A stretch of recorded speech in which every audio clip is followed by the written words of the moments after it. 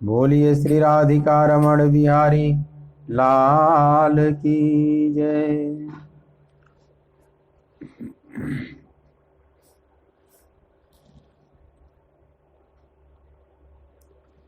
श्रीमद् भगवद गीता ज्ञान यज्ञ के इस मांगलिक सत्संग सत्र में मेरी तरफ से, आराधना कुंज की तरफ से, श्रीधाम वृंदावन की तरफ से आप सभी प्रभु चरणानुरागी गीता प्रेमी भक्त वृंदों का बहुत बहुत स्वागत है। दूसरे अध्याय का 54वां श्लोक 54th आप मेरे साथ गायन करेंगे। अर्जुन उवाच।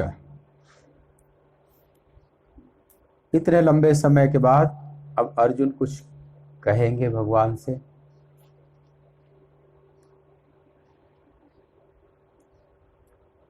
स्थित प्रज्ञस्य का भाषा समाधिस्थस्य केशव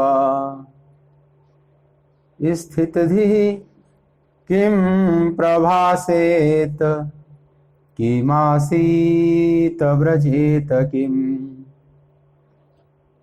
स्थित प्रज्ञस्य का भाषा समाधिस्थस्य केशव स्थितधि किं प्रभासेत किमासीत व्रजेत किम। इस प्रकार भगवान के वचनों को सुनकर अर्जुन ने पूछा, हे केशव, समाधि में स्थित परमात्मा को प्राप्त हुए स्थिर बुद्धि पुरुष का क्या लक्षण है? वह स्थिर बुद्धि पुरुष कैसे बोलता है, कैसे बैठता है और कैसे चलता है?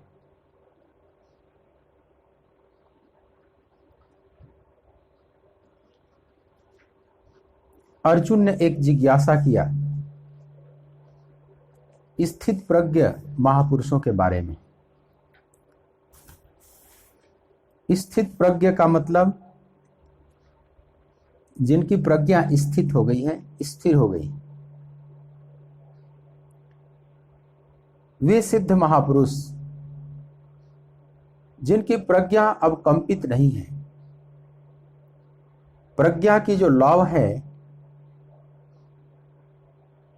वो कंपित नहीं है, वो अकंप हो चुकी है।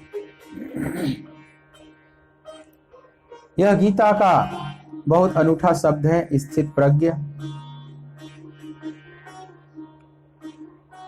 बहुत सुंदर एक नामकरण किया यहां पर अर्जुन ने, स्थित प्रज्ञ, जिसको आप परमहंस महापुरुष कहते हैं, सिद्ध महापुरुष कहते हैं, तत्वदर्शी कहते हैं। उन्हीं महापुरुषों को यहां एक शब्द दिया स्थित प्रज्ञ। बहुत सुंदर यह शब्द है। हमारी प्रज्ञा प्रायः कंपित रहती है। प्रज्ञा का मतलब होता है परमात्मा से संयुक्त बुद्धि। बुद्धि जब परमात्मा की तरफ प्रवाहित होने लगती है उसी को प्रज्ञा कहा जाता है।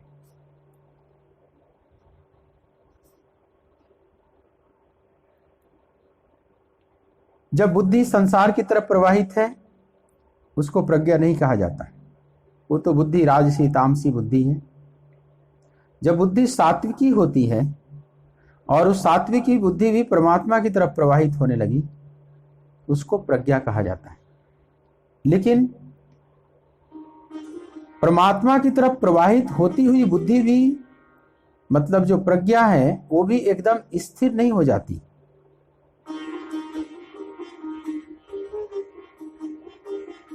वह प्रज्ञा भी कंपित रहती है।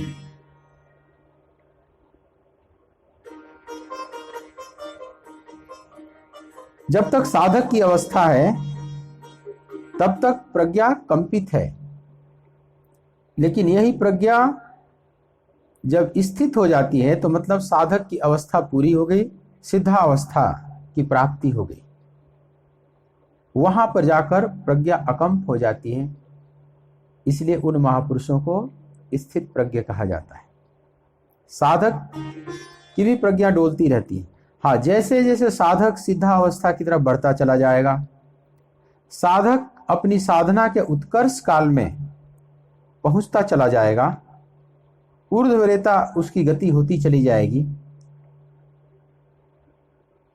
वैसे वैसे प्रज्ञा स्थित होती चली जाती। लेकिन पूर्ण प्रज्ञा स्थित होती है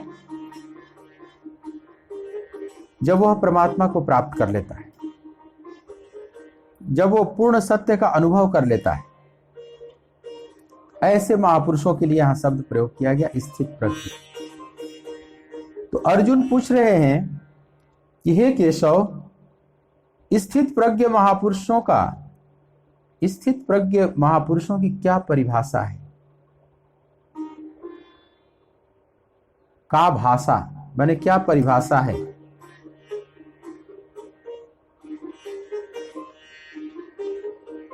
यहां लक्षण अनुवाद किया है अनुवादकर्ता ने, भाषा का लक्षण, लेकिन परिभाषा आप समझ लें, मतलब स्थित प्रज्ञ महापुरुषों की क्या परिभाषा है अथवा क्या लक्षण है। ठीक है, एक ही बात है। और साथ में अर्जुन पूछते हैं कि वह कैसे बोलता है, कैसे बैठता है, कैसे चलता है।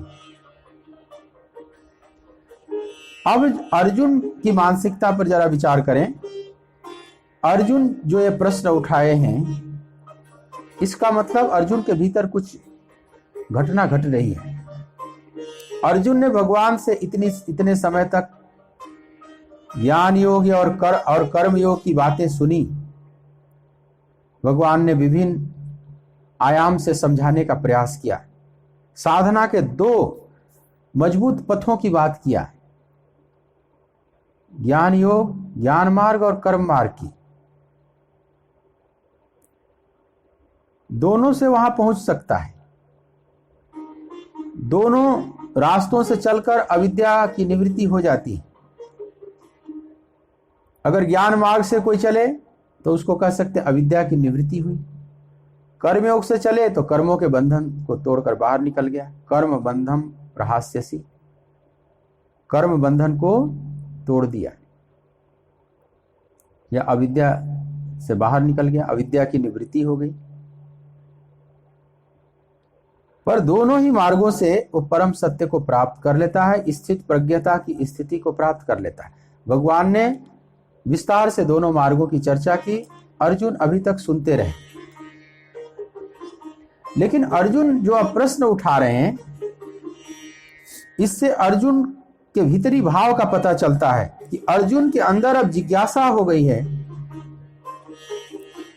अब खुद का प्यास जागृत हो गया है कि मैं भी उस अवस्था को कैसे प्राप्त करूं।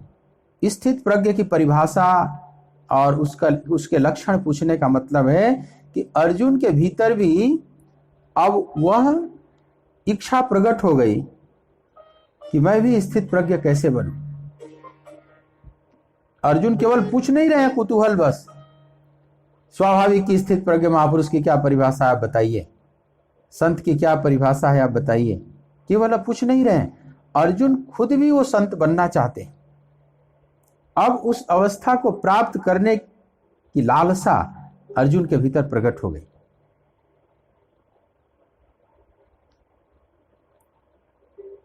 और इससे पता चलता है कि अर्जुन कितने क्वालिटी वाले हैं। यहां पर युद्ध इत्यादि की बात भूल गए।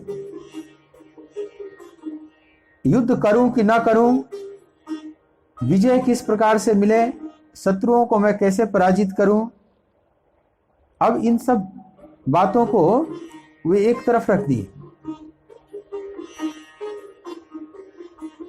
अब वे स्थित प्रज्ञ बनने की जिज्ञासा से भर गए। मैं भी उस अवस्था को कैसे प्राप्त करूं जिसकी बात गोविंद कह रहे हैं, इस जिज्ञासा से भर जाती। यह एक अच्छे साधक का लक्षण है। अंदर से वो न युद्ध चाहता है न संसार चाहता है, न कोई पदार्थ चाहता है, अंदर से तो केवल वो प्रभु को ही चाहता है।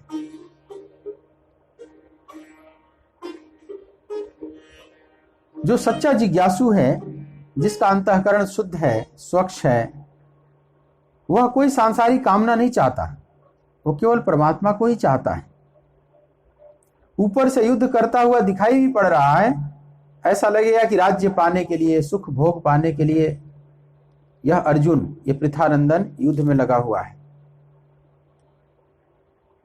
एक तुच्छ राज्य पाने के लिए।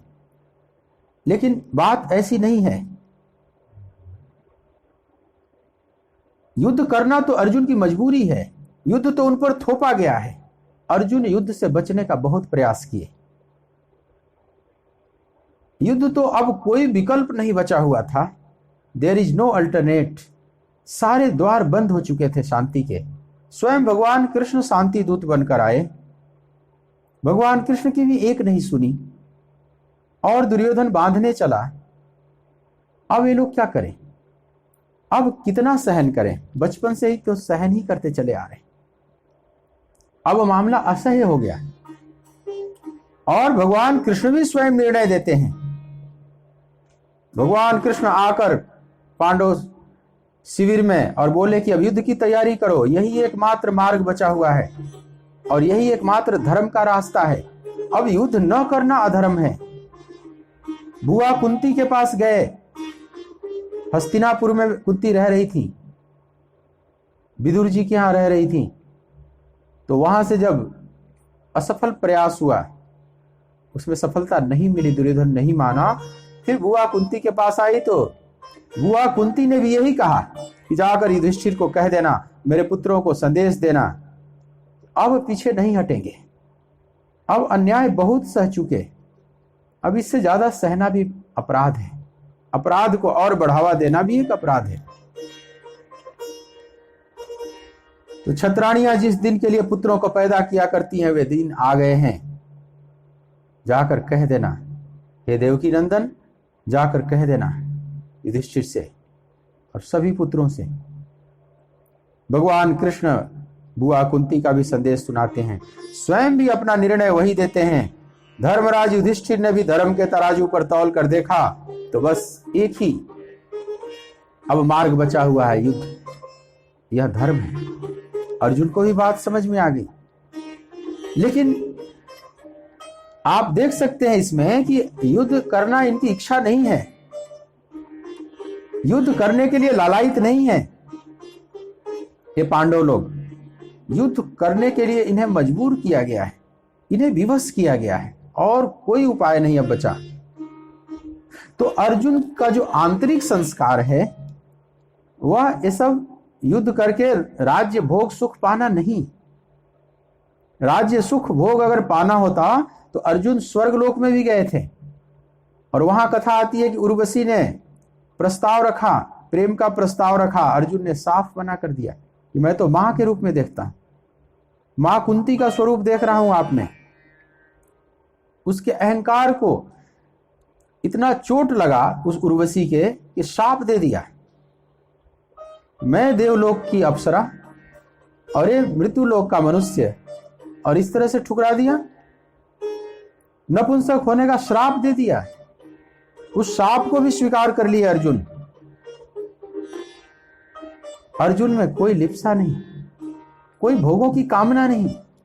अगर ऐसे हृदय के होते तो भगवान इनको ऐसा इतना प्रेम क्यों करते? अध्यात्म की जिज्ञासा से अर्जुन भरे हुए हैं।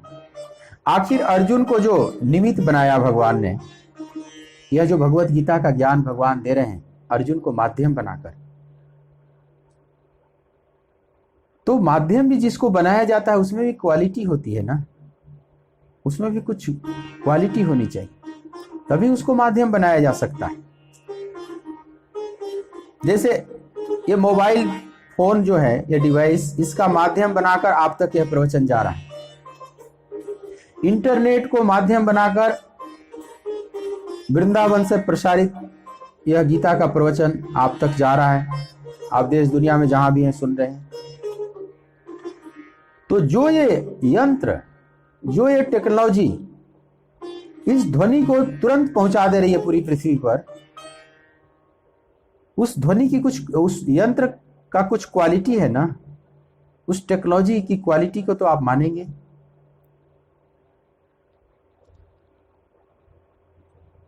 इसमें वो क्वालिटी है जो इस ध्वनि को तुरंत पूरी पृथ्वी पर पहुंचा दे रही है। उसी तरह से जो राज्य सुख भोग कुछ नहीं चाहता, केवल अध्यात्म को चाहता है, उसके अंदर कुछ क्वालिटी है, भगवान को प्रिय हो जाता है। तो अर्जुन के अंदर जिज्ञासा है अध्यात्म की। ऊपर से युद्ध करते हुए दिखाई पड़ रहे हैं, ऊपर से देखने से ऐसा लग रहा है कि ये तो तुक्ष राज्य पाने के लिए शायद युद्ध कर रहे हो। दुर्योधन की दृष्टि में तो अर्जुन ऐसे ही है, धृतराष्ट्र की दृष्टि में भी तो ऐसे ही है, लेकिन भगवान कृष्ण की दृष्टि में अर्जुन ऐसे नहीं है। भगवान जानते हैं कि मेरा जो पितानंदन है अंदर से बहुत निर्मल है, बहुत विवेकी है, बहुत साधु स्वभाव का है। भगवान कृष्ण जानते, तभी तो इतना प्रेम करते हैं अर्जुन से।